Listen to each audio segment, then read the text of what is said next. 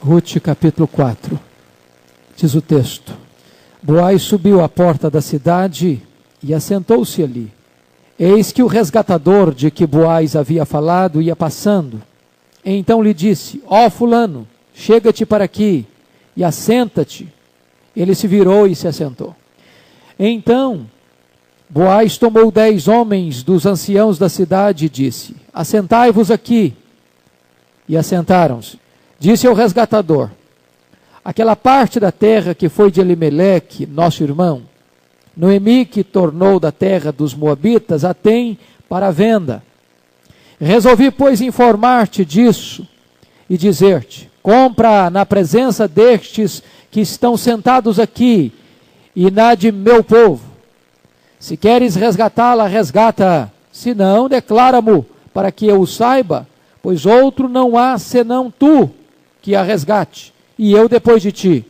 Respondeu ele: eu a resgatarei. Disse, porém, Boaz: no dia em que tomares a terra da mão de Noemi, também a tomarás da mão de Rute, a moabita, já viúva, para suscitar o nome do esposo falecido sobre a herança dele. Então disse o resgatador: para mim não a poderei resgatar, para que não prejudique a minha. Redime tu o que me cumpria resgatar, porque eu não poderei fazê-lo. Este era outrora o costume em Israel, quanto a resgates e permutas. O que queria confirmar qualquer negócio, tirava o calçado e o dava ao seu parceiro. Assim se confirmava negócio em Israel.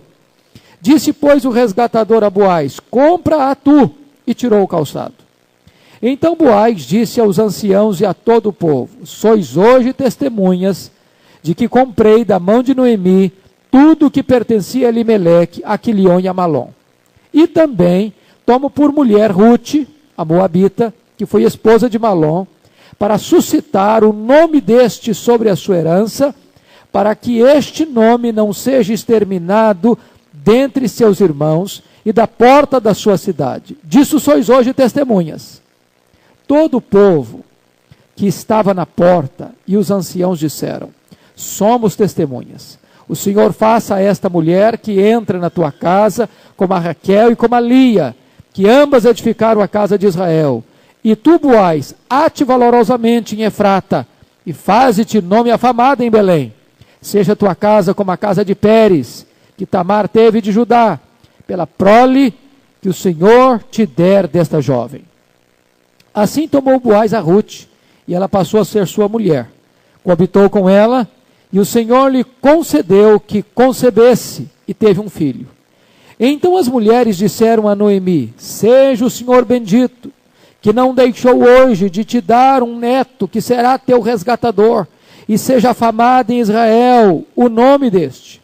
Ele será resgatador da tua vida e consolador da tua velhice, pois tua nora, que te ama, o deu à luz, e ela te é melhor do que 7 filhos.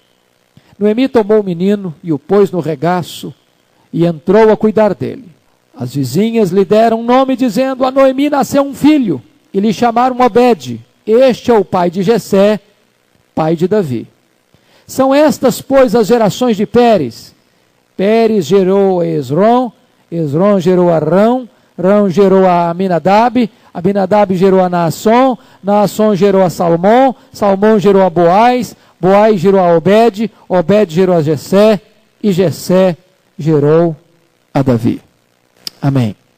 Nós vamos meditar sobre o tema: quando a esperança se torna realidade.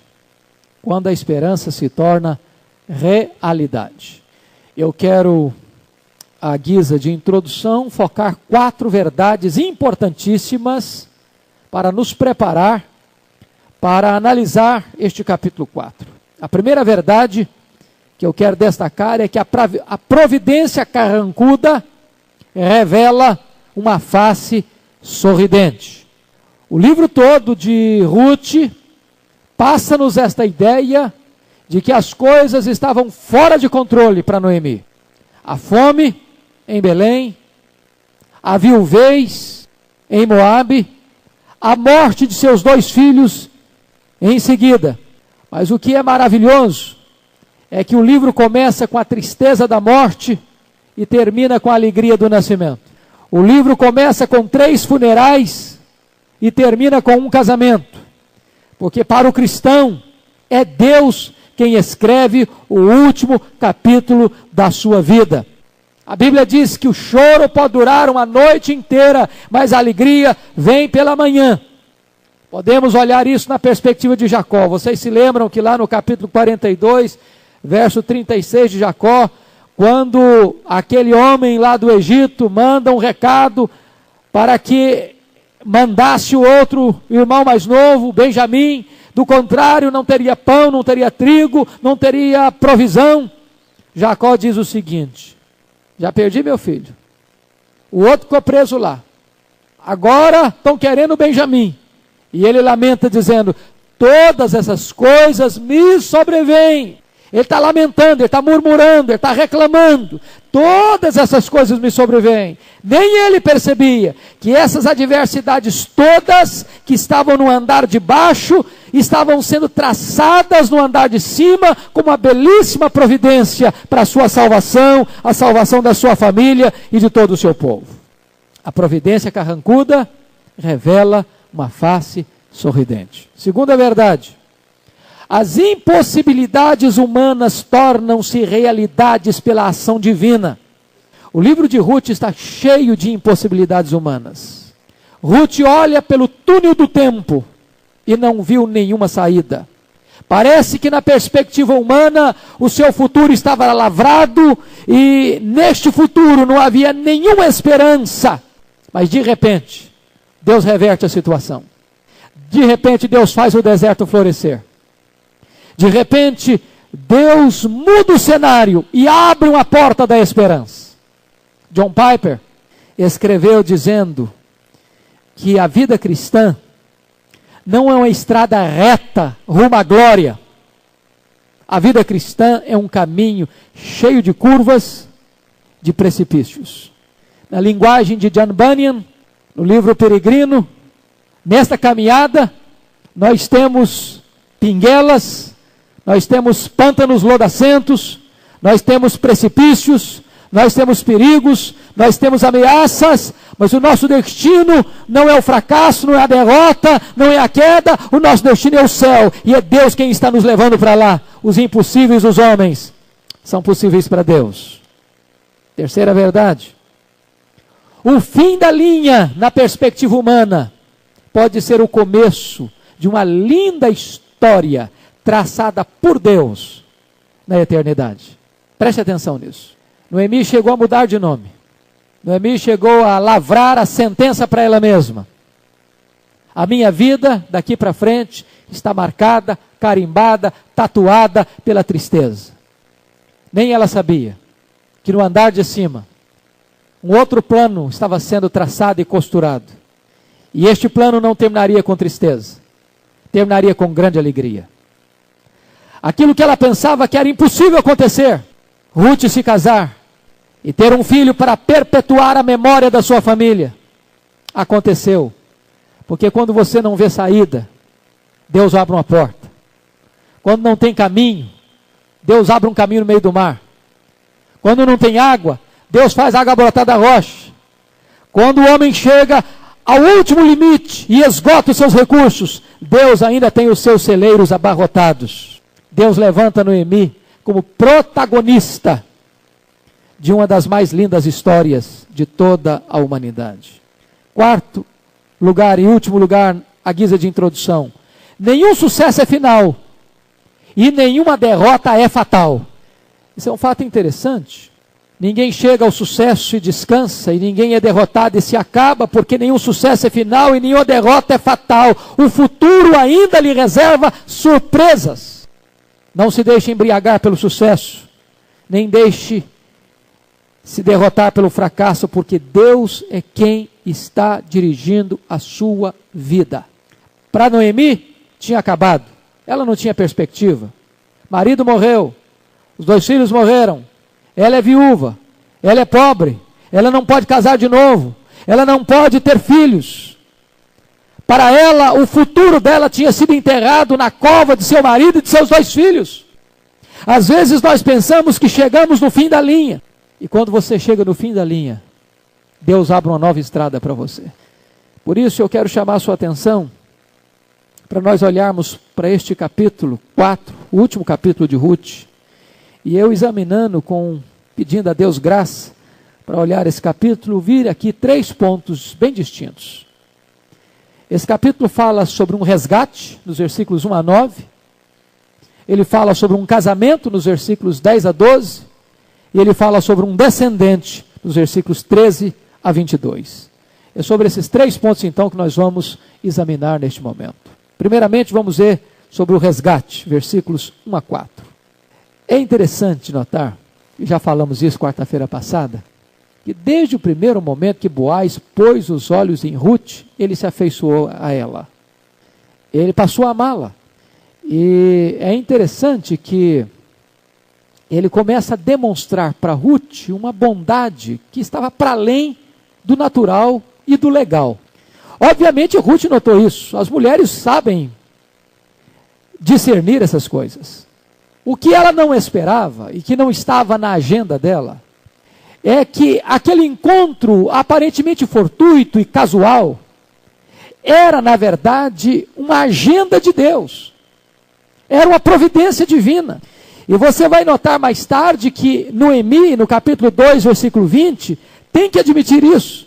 Que Boaz não é apenas alguém que aparece na vida de Ruth de uma hora para outra, numa casualidade, numa coincidência humana, mas um agendamento divino.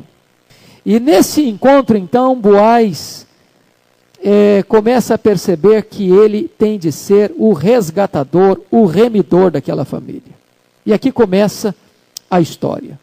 Primeira coisa que você vai notar comigo é que Boaz tem pressa nesse processo de ser o resgatador. Olha o capítulo 4. Boaz subiu à porta da cidade e se assentou ali. Mas por que ele subiu à porta da cidade? Olha qual foi a profecia de Noemi. Quando Ruth chegou em casa, contou para a sogra o que tinha acontecido naquela noite.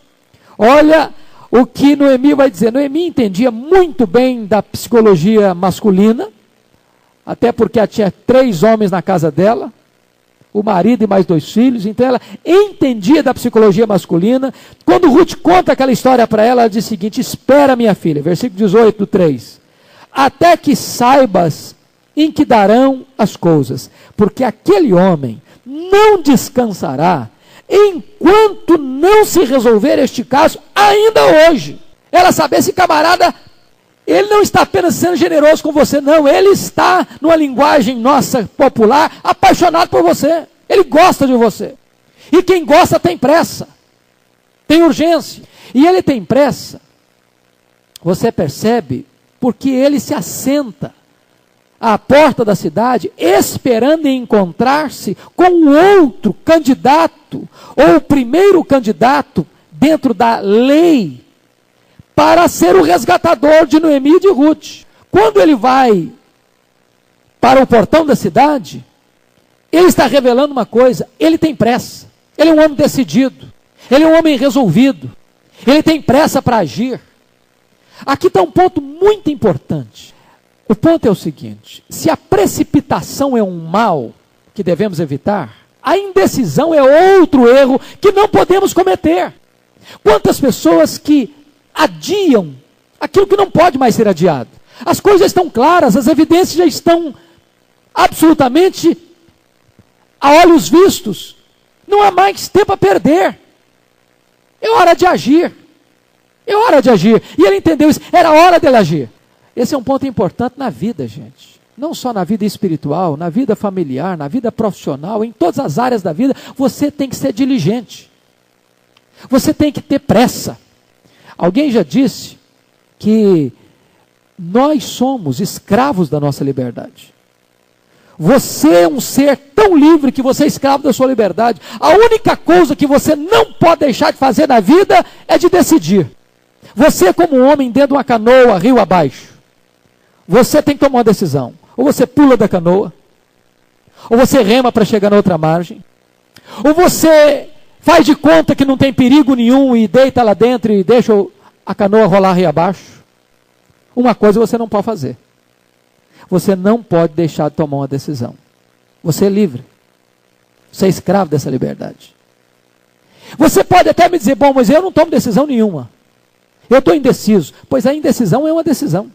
É a decisão de não decidir. E quando você decide não decidir, via de regra você decide ao fracasso. Opta pelo fracasso. Boaz não tomou essa decisão da indecisão. Ele agiu e agiu com pressa. Segundo ponto. Boaz tem compromisso com a justiça. Olha aí comigo. Boaz subiu à porta da cidade e assentou-se ali. O que significa se assentar à porta da cidade? Você sabe que o portão da cidade não era apenas o lugar de entrada e saída das pessoas. O portão da cidade era como que o fórum da cidade. Naquela época os juízes não ficavam trabalhando num edifício, num prédio, em salas com ar-condicionado. Eles ficavam no portão da cidade. O portão da cidade era o local onde as grandes decisões eram tomadas. Era o lugar onde os negócios eram feitos. Era o local onde as leis eram estabelecidas. Era o lugar onde as causas eram julgadas. Quando ele vai para o portão da cidade, ele está querendo dizer o seguinte: eu preciso tomar uma decisão na minha vida e quero fazer isso de forma legal. Ele estava interessado em casar-se com Ruth. E ele queria casar-se com Ruth de maneira legal. Ele não queria um concubinato, ele não queria um ajuntamento ilícito. Ele estava querendo tomar uma decisão lavrada, balizada pela lei, não ao arrepio da lei. Terceiro lugar, Boaz tem prudência. Olha o versículo 2. Então Boaz tomou 10 homens dos anciãos da cidade e disse: assentai-vos aqui, e assentaram-se com ele. O que ele está querendo fazer? Ele está para tomar uma decisão importantíssima na vida, de comprar a terra de Noemi e de casar-se com Ruth, para dar uma descendência à família de Noemi. E ele vai para o local certo, ele vai para o fórum da cidade, ele vai para o cartório da cidade. Ele quer tomar uma decisão legal, legítima, que tenha valor jurídico. E ele então chama testemunhas. Esses anciãos, esses 10 anciãos, davam formalidade à decisão e à transação que ele queria fazer. Esses 10 anciãos exerciam uma função jurídica e legal. Eles eram como que os tabeliões da cidade. Eles tinham um papel de juízes na cidade. E o acordo firmado então tinha validade legal. Notem vocês que ele age não apenas com pressa, ele age com segurança e age com prudência. Quarto lugar, Boaz tem integridade. Olha aí comigo os versos 3 e 4, porque agora chega o outro resgatador, e nem nome ele dá. Ó, fulano, chega-te aqui. E agora disse ao resgatador: aquela parte da terra que foi de Elimeleque, nosso irmão, Noemi que tornou da terra dos Moabitas, a tem para venda. Resolvi, pois, informar-te disso e dizer-te: compra-a na presença destes que estão sentados aqui e na de meu povo, que se queres resgatá-la, resgata-a, se não declara amor, para que eu saiba, pois outro não há senão tu que a resgate, e eu depois de ti. Preste atenção nisso. E eu depois de ti. Note você que Boaz é o grande interessado nessa transação. Ele, na verdade, não está tão interessado em comprar a terra de Noemi, ele está interessado em casar-se com Ruth. Mas esse era um pacote que não dava para dividir. E mesmo sabendo que ele queria casar-se com Ruth, ele estava interessado em casar-se com Ruth, ele não burla as leis para colocar o nome dele em primeiro lugar. Ele não suborna os anciãos para que eles dessem um jeitinho, para que colocassem ele no topo da lista, na frente da lista, e colocasse o primeiro candidato em segundo lugar. Este é um homem que não está disposto, mesmo quando tem o maior dos interesses, a negociar sua honra, a negociar seu caráter, a negociar sua virtude, a negociar princípios e valores absolutos. Ele tem integridade. Quinto lugar, ele tem outra coisa, ele tem sabedoria. Preste atenção. Versículos 5 e 6. Disse, porém, Boaz, no dia, veja bem que quando ele vai propor, eu acho isso fantástico, porque não chega dizendo o seguinte: olha, tenho duas propostas para você, você precisa comprar a terra de Noemi e casar com Ruth. Não, esse negócio de casar com Ruth ele não falou logo de cara não. Aí ele escondeu na manga da camisa. Quando ele diz, olha, Ruth voltou, a terra de Elimeleque precisa ser remida. Não, eu estou pronto a comprar. Ah, mas tem mais um detalhe. Para você remir a terra de Noemi, você tem que casar com a viúva moabita. O pacote tem dois aspectos: comprar a terra e casar com a viúva. Por que ele não botou o assunto do casamento com Ruth logo no começo da negociação? Isso é prudência, isso é sabedoria. Ele não entregou o ouro. Ele foi leal, se você ou na frente. Mas ele teve tato. Os estudiosos dizem que isso aqui, eles chamam isso aqui de um golpe de mestre, uma cartada de mestre. E a estratégia dele funcionou. Por que funcionou? Porque note bem, o outro não tinha sentimento envolvido. Note aqui, para ele comprar a terra e casar com a viúva, para ter um filho, quem seria o herdeiro dessa terra? O filho de Ruth, que resgataria essa terra para a família de Noemi. Então ele desembolsaria um dinheiro para comprar. Essa terra não seria dele, mas seria do filho, que na verdade seria filho para o Malom, não para ele. Então ele diz, esse negócio não vai me compensar. E desta maneira ele abre o caminho para Boaz realizar o seu sonho, o seu projeto. Que na verdade não é o sonho nem o projeto de Boaz, na verdade é um plano e um propósito de Deus.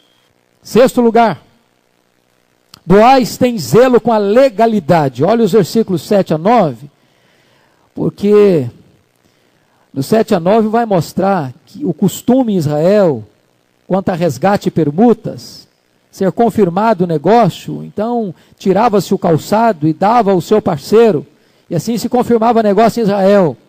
Disse, pois, o resgatador a Boaz, compra-a tu, e tirou o calçado. Então Boaz disse aos anciãos e a todo o povo, sois hoje testemunhas de que comprei da mão de Noemi tudo o que pertencia a Elimeleque, a Quilion e a Malom. A decisão de resgatar as terras de Noemi tem dois procedimentos legais: a desistência formal do outro concorrente, com a cerimônia de tirar o sapato, e a confirmação da compra das terras de Noemi diante de testemunhas. Tanto a desistência do outro tinha que ser uma coisa pública, quanto a compra tinha que ser confirmada por testemunhas. Ele é um homem prudente. Às vezes se faz negócio, se dá dinheiro, se entrega valores, apenas no papo, na saliva, na conversa. E depois vai começar a ter dissabores. Boaz era um homem experiente. E ele sabia que tanto a desistência do outro concorrente, quanto a compra dele, tinha que ser um ato legal, um ato público e um ato jurídico. E ele toma todas as precauções para fazer isso. Agora vem o segundo ponto da nossa mensagem, que é o casamento. Olha comigo agora os versos 10 a 12, porque aqui está a descrição deste casamento. E este casamento é um casamento tão extraordinário que ele chega a ser até mesmo um tipo do casamento de Cristo com a igreja. E aqui eu quero destacar alguns pontos importantíssimos. Importantíssimos. Primeiro, foi um casamento providenciado por Deus. Eu acho isso maravilhoso. Sabe por quê? Porque Ruth, antes de buscar um marido, ela buscou a Deus. Antes de buscar um lar, ela buscou abrigo debaixo das asas de Deus. O encontro de Ruth com Boaz foi casual na perspectiva humana, mas foi agendado pela providência divina. Olha comigo aí o capítulo 2, versículo 20. Então Noemi disse à sua nora, bendito seja ele do Senhor, que ainda não tem deixado a sua benevolência nem para com os vivos, nem para com os mortos. Disse-lhe mais Noemi, esse homem é o nosso parente chegado e um dentre os nossos resgatadores. Noemi tem que admitir esse fato, que Boaz tinha sido preparado por Deus para aquele momento, para aquele casamento. A Bíblia diz que a esposa prudente é um presente de Deus. A Bíblia diz, agrada-te do Senhor, e Ele satisfará os desejos do teu coração. Então é muito importante que um rapaz e que uma moça, Entenda isso, que o casamento precisa ser providenciado por Deus. Tem que se buscar a Deus, tem que se clamar a Deus, tem que se esperar de Deus. Segundo ponto, foi um casamento precedido por um belo relacionamento. Note você que a relação de Boaz com Ruth, de Ruth com Boaz, desde o primeiro encontro, foi marcado por doçura, por lianeza, por postura de carinho, de afeto, de respeito, por palavras ternas, por manifestação de cuidado. Esse é um ponto fundamental. Eu acredito que esse princípio deve reger ainda hoje todos os relacionamentos com vista ao casamento.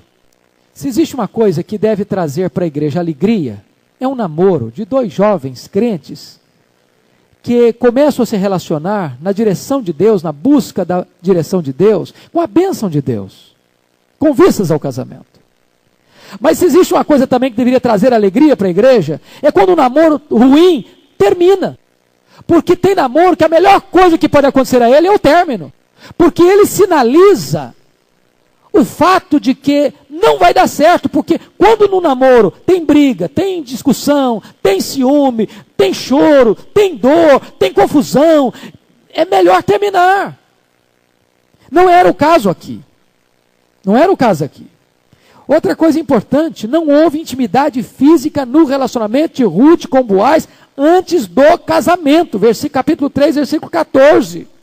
Eles só tiveram relacionamento sexual depois de casados, 4:13. Está escrito isso aqui. Então tomou Boaz a Ruth e ela passou a ser sua mulher, coabitou com ela e o Senhor lhe concedeu que concebesse. Irmãos queridos, eu acredito firmemente nisso. Que uma das maiores decadências da nossa sociedade, pode parecer caretice o que eu estou falando para muita gente.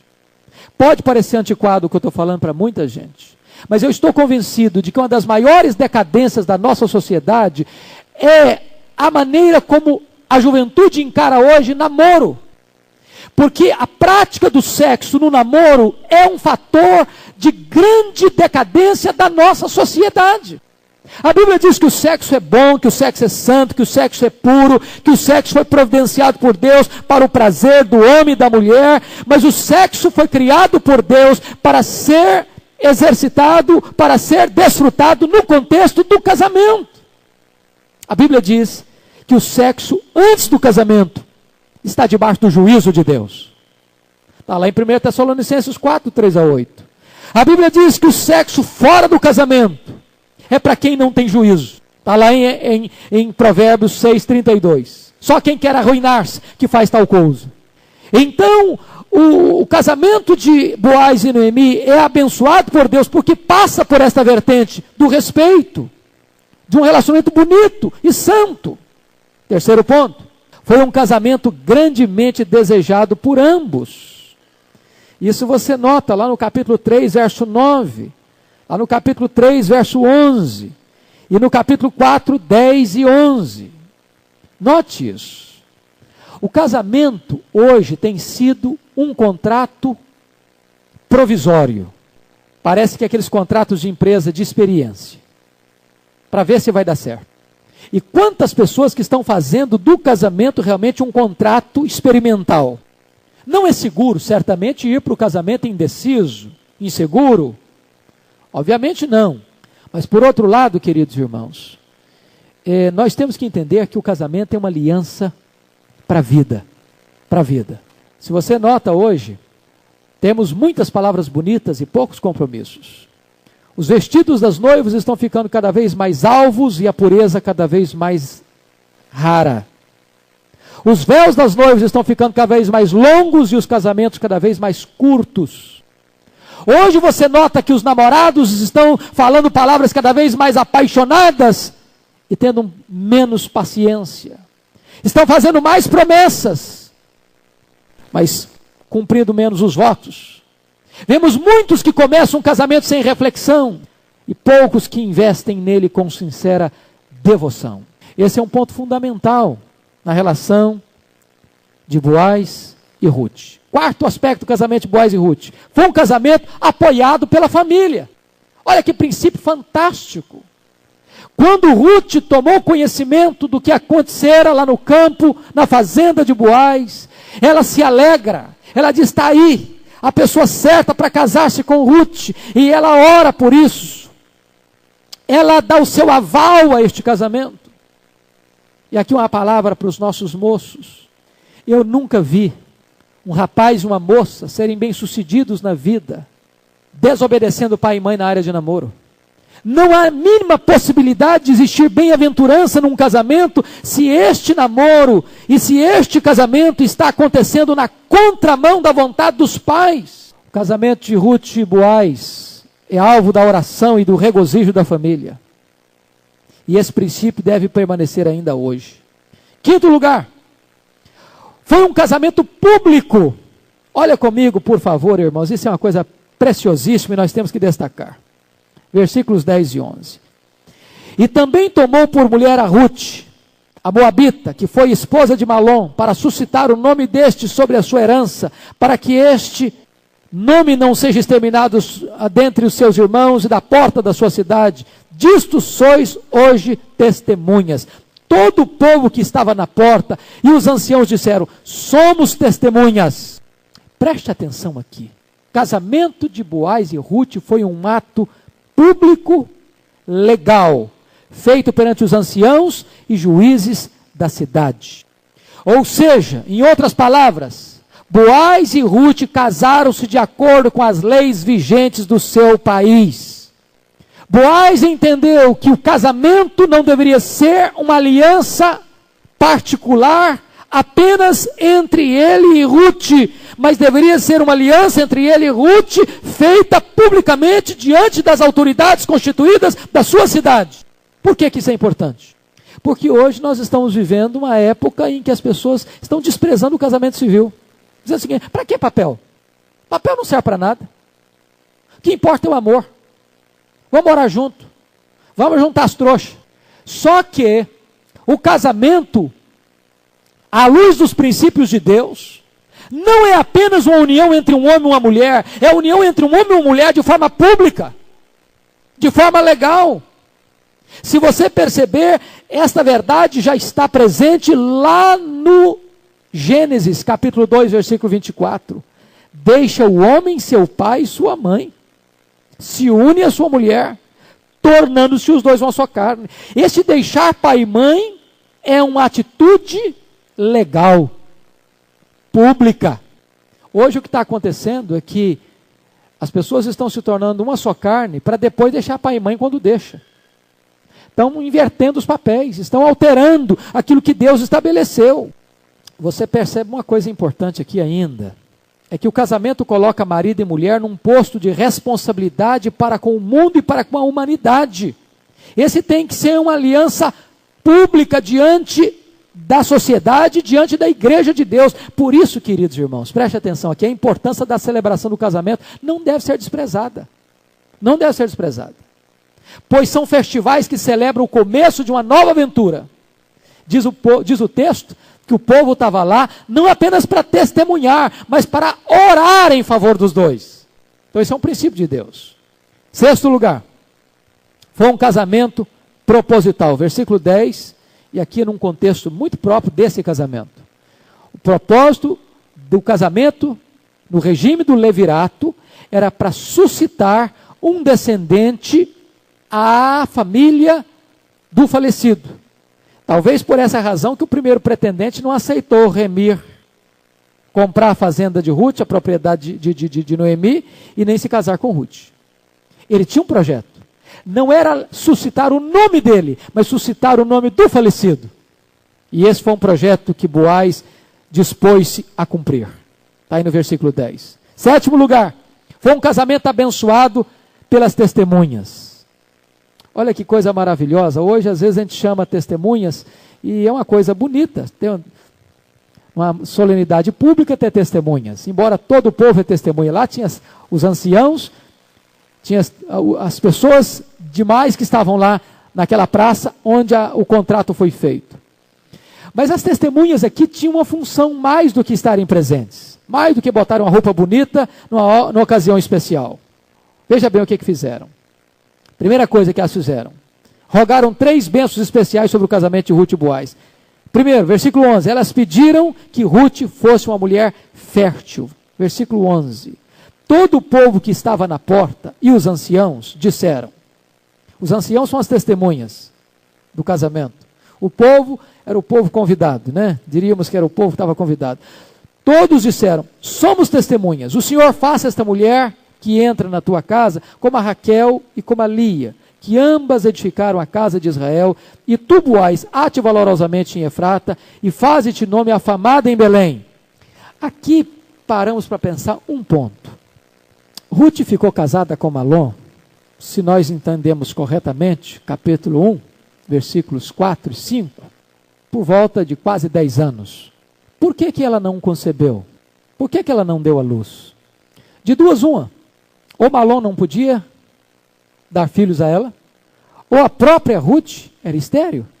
Quando você vai consultar os estudiosos, os comentaristas do livro de Ruth, quase todos eles entendem que Ruth também, além de tudo, era estéril.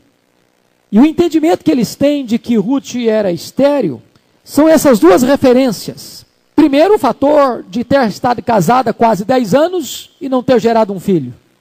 Segundo, a referência que fazem pedindo e orando para que ela fosse como Raquel e como Lia. E você lembra que Raquel era estéril. E ela vem a conceber. E juntamente com Lia, vão dar a Jacó 8 filhos. E vão ser, de certa forma, as matriarcas da formação da nação de Israel. Mas quando você olha o versículo 13, diz o texto, coabitou com ela e o Senhor lhe concedeu que concebesse e teve um filho. Então os estudiosos querem crer que a concepção de Ruth foi um milagre, um fato extraordinário que aconteceu com ela. E então aqueles que estavam lá no casamento pedem a Deus para que ela fosse uma mulher fértil, para que ela pudesse ser mãe de uma grande geração. A segundo pedido, eles pediram que Boaz fosse um homem próspero, versículo 11, aí no finalzinho. E tu, Boaz, ate valorosamente em Efrata, e faze-te nome afamado em Belém. Querem que Boaz se transforme num homem próspero, num homem abençoado, num homem importante, num homem de destaque, que adquire poder e adquira fama em Belém. E a terceira petição que fizeram, eles pediram que a casa de Boaz fosse como a casa de Pérez. Olha aí, por favor, versículo 12. Seja a tua casa como a casa de Pérez, que Tamar teve de Judá, pela prole que o Senhor te der desta jovem. Por que a referência a Pérez? Pérez era o filho mais importante de Judá. Judá era a tribo nobre, a mais importante. De onde veio Davi e de onde veio o Messias. Desta maneira, ele está pedindo que a descendência de Boaz e Ruth seja a descendência que há de marcar decisivamente a história do povo de Deus. Então note você que esse casamento termina com a bênção e com um pedido, que a sua descendência fosse uma descendência abençoada na terra. Agora então, vamos ver o último ponto, que é o descendente. Um descendente, versículos 13 a 22. E é maravilhoso isso, porque o livro de Ruth termina colocando os holofotes no descendente. E nós vamos ver o primeiro ponto. Descendente é visto como dádiva de Deus, versículo 13. A gente pode olhar isso de duas maneiras. Porque o versículo 13 diz, coabitou com ela e o Senhor lhe concedeu que concebesse e teve um filho. Ou o descendente visto como dádiva de Deus, porque Deus fez um milagre, abrindo a madre de Ruth para ela conceber. Ou podemos entender de uma forma natural e normal. Os filhos são herança de Deus. Os filhos são dádiva de Deus. Os filhos são presente de Deus. Note um fato aqui, sobretudo a nossa cultura ocidental, que está trabalhando a questão da limitação de filhos. Muitas vezes, um filho e uma filha não são planejados pelos pais. Muitas vezes, um filho e uma filha chega e surpreende os pais. Não estava nos planos dos pais, nem na vontade dos pais. Mas não existe filho não planejado por Deus. Não existe acidente na questão da providência de Deus. E aqui é um fato que é preciso dizer. Se entendermos que os filhos são dádiva de Deus, como é que fica a questão do aborto? Warren Wiersbe disse que nos Estados Unidos, 1,5 milhão de bebês são legalmente mortos ainda no ventre, e seus pedaços são removidos como se fossem tumores cancerosos. Uma enfermeira de um grande hospital americano disse para Warren Wiersbe: numa parte do nosso hospital trabalhamos dia e noite para manter os bebezinhos vivos, em outra parte nós matamos os bebezinhos. Parar para pensar que cada criança gerada é uma obra de Deus, é um presente de Deus, é uma manifestação de Deus, deveria nos levar a refletir sobre isso. E entender então que o aborto não pode ser discutido como a sociedade contemporânea discute, apenas uma questão discutida entre a mãe e o médico. Tem outras implicações. Segundo ponto, o descendente é visto como um presente para a família. Eu acho isso fenomenal, porque a partir do versículo 14 até o versículo 17, Boaz e Ruth saem de cena logo que Obed nasce. E volta aos holofotes Noemi. Por quê?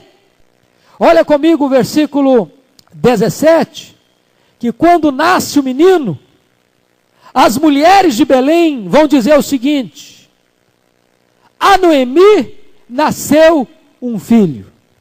Por que isso, irmãos? E eu acho maravilhoso que este livro termine dessa maneira, sabe por quê? Porque, na verdade, o livro de Ruth começa revelando a amargura de Noemi, a decepção de Noemi, a revolta de Noemi. E Noemi está revoltada, não contra o universo, não, ela está revoltada contra Deus. Olha comigo o que ela está fazendo.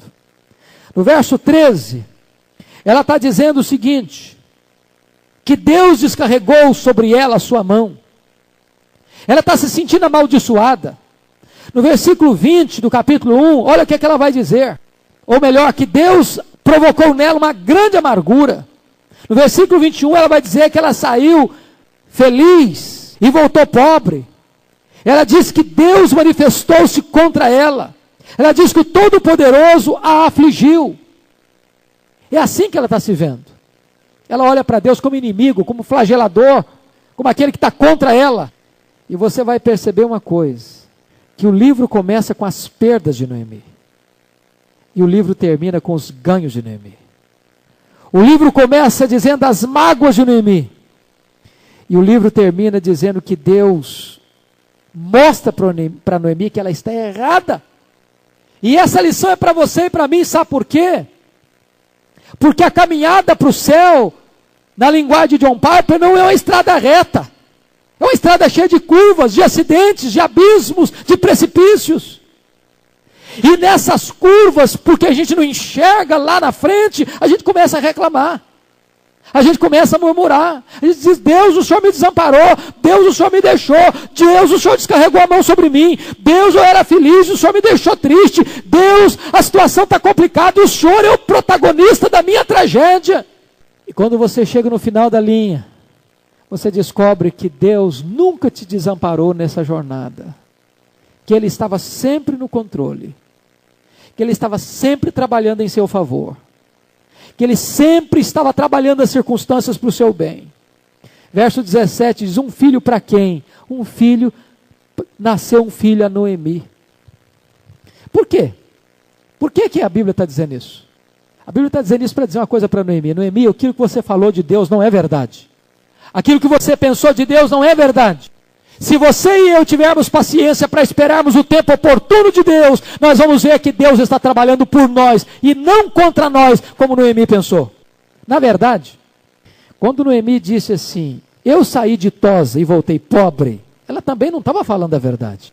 Porque na verdade foi Deus quem deu Ruth para Noemi. Foi Deus quem deu Boaz para Ruth. Foi Deus que deu um filho para Boaz e Ruth. Foi Deus quem mudou o destino da vida dela. Então quando ela diz que Deus me fez pobre, ela está olhando para a vida de uma forma equivocada. Quando Noemi disse para Ruth, saindo de Moabe, volta minha filha, já estou velha demais. E ainda que eu casasse hoje e concebesse, você não teria coragem de esperar esse menino crescer para casar-se com você. Em outros termos, eu estou fechando a porta da esperança. Não tem chance, não tem possibilidade. Mas de repente, ela começa a perceber que Deus trabalha nas nossas impossibilidades. Deus abre uma porta, providenciando Boaz, providenciando um encontro, providenciando um casamento, providenciando um resgatador, providenciando um neto, providenciando um futuro para ela. Terceiro lugar, o descendente é visto como uma fonte de alegria para o seu lar. Olha que coisa maravilhosa o que é dito acerca desse menino em relação a Ruth. Preste atenção aí nos versículos 14 a 17. Então as mulheres disseram a Noemi, seja o Senhor bendito, que não deixou hoje de te dar um neto, que será teu resgatador. Segundo, que seja afamado em Israel o nome deste. Terceiro, que será restaurador da tua vida. Quarto, e consolador da tua velhice. Olha que menino que vem abençoar. Mas por que que elas disseram que ele seria resgatador de Noemi, se Boaz já tinha sido resgatador de Noemi?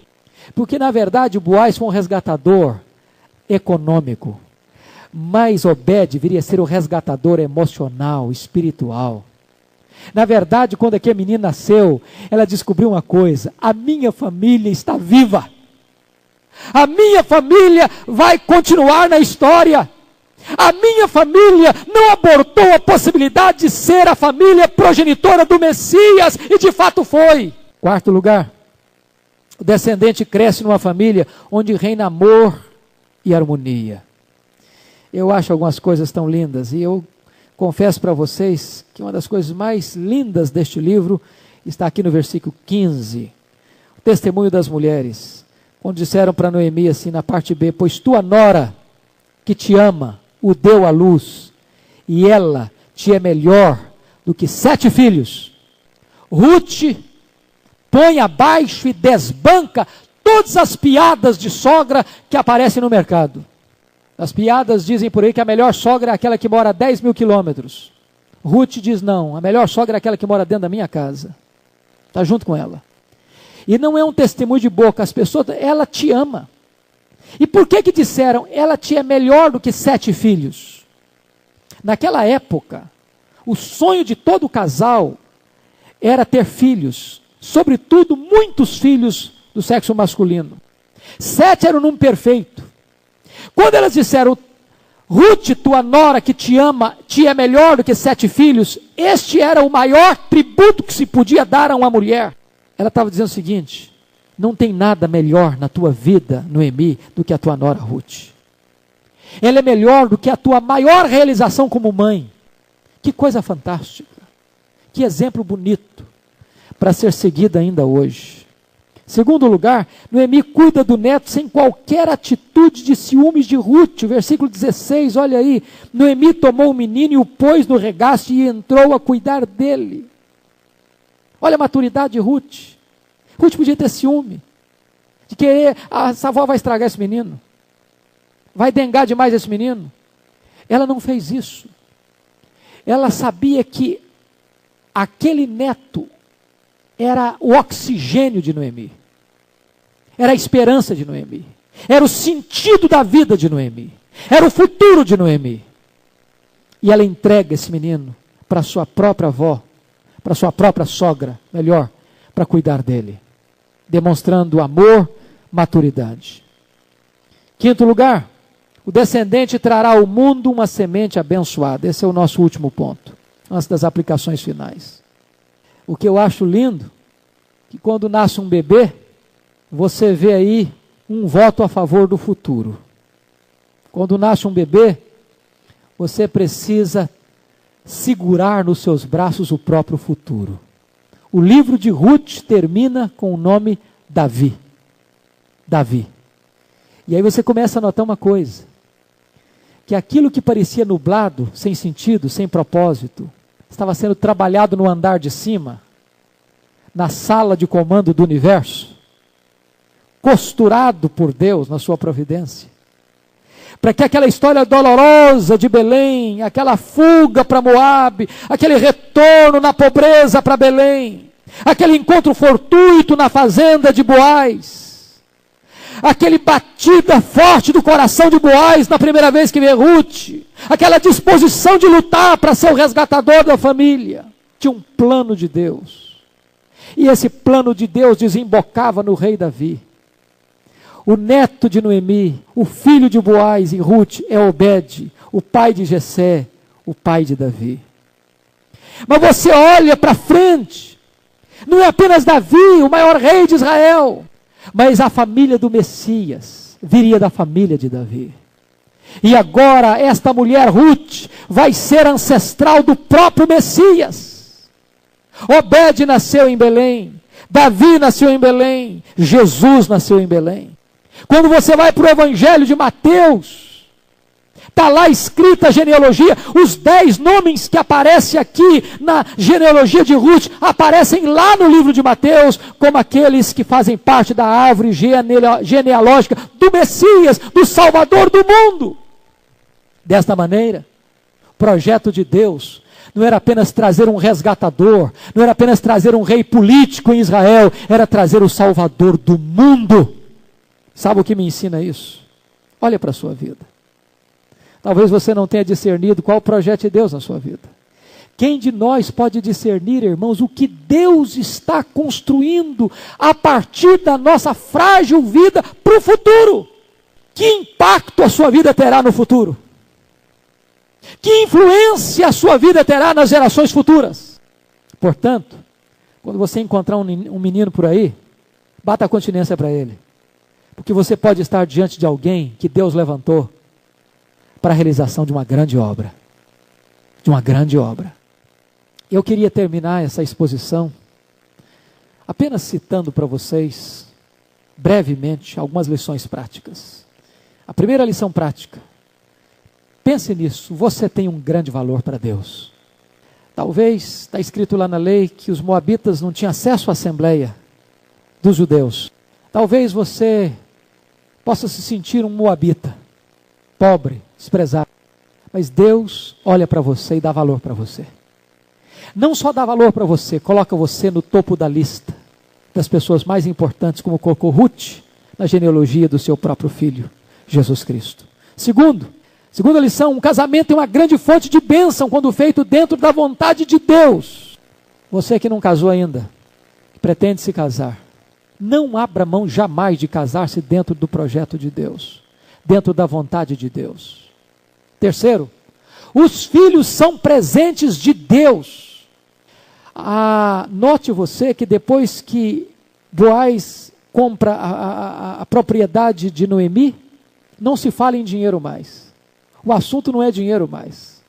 O assunto não é fazenda mais. O assunto agora é o descendente. Irmãos amados, nós temos que colocar os nossos filhos nessa perspectiva, porque a nossa geração botou dinheiro na frente de relacionamentos, botou coisas na frente de pessoas. Quarta lição, a vida deve ser vivida com a eternidade em perspectiva. A última palavra deste livro é Davi. O destino deles, Ruth, Noemi e Boaz, estava sendo conduzido pelo céu e não pela terra. Tinha sido desenhado na eternidade e não no tempo. E a Bíblia diz que o casamento destes dois vão desaguar numa bênção para o mundo inteiro, porque daí vem o Messias. Quinta lição, o melhor de Deus, e finalmente, o melhor de Deus ainda está por vir. Meu amado irmão, eu quero concluir então essa exposição dizendo para você o seguinte: a caminhada para a glória não é uma estrada reta. É uma estrada cheia de curvas e de surpresas. Agora tem dor, agora tem lágrima, agora tem doença, agora até a morte pode nos assolar. Mas nós não chegamos no fim dessa estrada ainda. No fim dessa estrada, Não tem mais dor, não tem mais lágrima, não tem mais doença, não tem mais pobreza, não tem mais morte, não tem mais luto.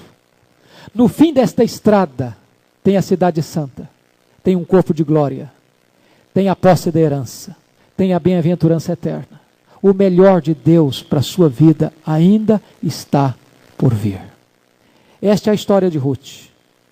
Esta é a saga desta família. Esta é a esperança que nós temos. Esta é a mensagem deste pequeno, grande livro, o livro de Ruth. Que Deus nos ajude, que Deus nos abençoe. Amém.